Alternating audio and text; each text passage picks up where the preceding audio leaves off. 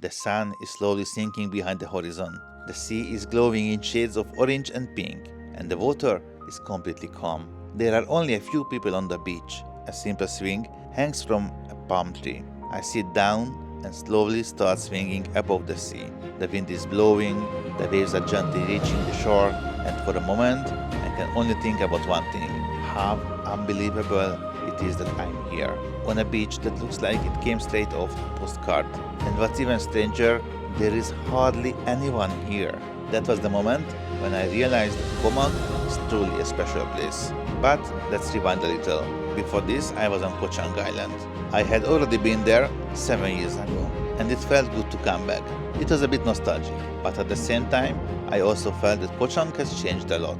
It has become much more touristy. More people, more hotels, more activities, and at some point that feeling arrives. Okay, it's nice here, but let's see something new. Near Koh Chang there are two smaller islands, Koh Mak and Koh Chang. Of course, there are some others, but these islands, the ones where people actually live on. The other islands nearby, I think they just have some bungalows. I had heard a lot about Koh Chang and that it's worth visiting, but since Koh Mak is on the way, I decided to try that first.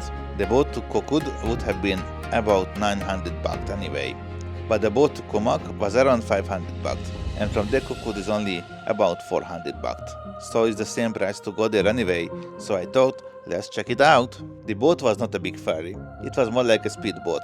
I took the Koh Chang Express. The ride was surprisingly calm, no big waves, no storm. So I just finished exploring Koh Chang, and now I'm heading to a new island which is supposed to be less touristy. I'm going from Bang Bao Pier. It's like 600 baht to go there, and 30 minutes. I already rent a scooter waiting for me at the pier because I like skipping the price for taxis and just get on a scooter and go wherever I want to go. About 30 minutes later, we arrived at Koh Mak. The first thing I noticed was how few people there were. Seriously, Koh Chang is full of tourists, and here almost nobody, even though the two islands are only half an hour apart. But the tourists from Koh Chang are not putting the effort to come here. The pier is small, no giant hotels, no crowds, just silence, and the feeling that everything moves slower here. I actually booked my accommodation on the boat while coming here, pretty much last minute. Honestly, I didn't see many places under 1200 baht, about $35. Maybe cheaper options exist, but they were probably already booked in high season.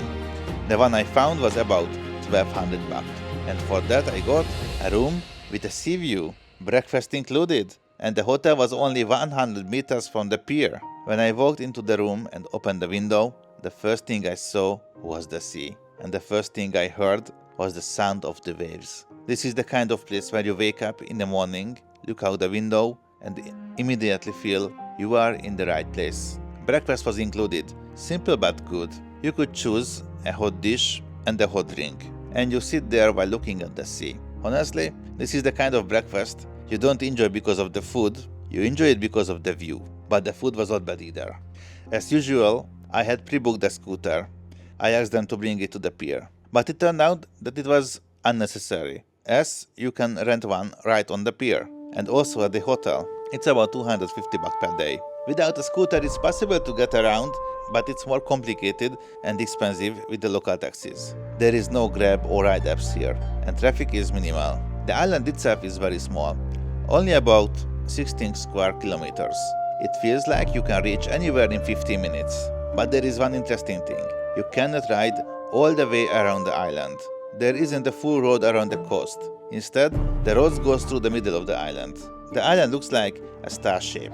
As you go with the scooter, you constantly discover small beaches, little bungalow resorts, and hidden restaurants. Yeah, so one thing I really love doing is just getting on the scooter and driving without a plan. Stopping somewhere, buying a mango from a fruit seller, then sitting down on a random beach and eating it. No plans, no schedule, just sitting there watching the ocean. And that mango was incredibly delicious. Sweet, juicy, and the wind was blowing from the sea. Those are the moments when you realize this is why traveling is worth it. In general, I love Thai food, and on Koh Mak you can find really good Thai dishes around 80-100 baht for a meal. I even found a small roadside place where a delicious soup was only 70 baht. So usually in Thailand, even in the countryside, I eat on the street. It's like 70 baht. If it's in Philippines peso, it's like 140 Philippines peso, and it's very yummy. And yeah, it's very affordable, nice food. But oh, what is this? No, I definitely will not eat a chicken leg.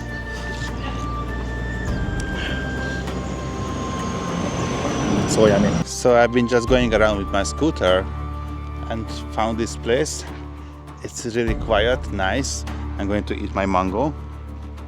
And look at this hut. Wow, this hut's so cool. Right on the beach. There is something I noticed here as well. And honestly, I see this all over Thailand. On the most beautiful beaches, almost 99% of the people are tourists. Even when there are only a few people, the few people is also usually just European tourists. You rarely see locals hanging out on these beaches. I don't really get to see much of the local lifestyle, apart from the fact that people are incredibly polite and respectful while serving you. Sometimes it feels like Thailand is almost a vacation country designed for foreigners. Amazing service, delicious food, affordable prices, but you don't always get close to local life in these tourist areas. And I felt that here on Koh Mak as well. To be honest about the experience, the accommodation was really great, but of course it wasn't a luxury resort for this price. And one of the neighbors on the terrace was smoking weed. Since it's legal in Thailand, sometimes the smell came into my room.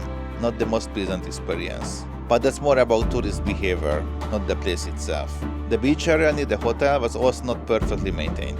I didn't really feel like swimming there. But honestly, when you look out the window and see the ocean, these things matter much less.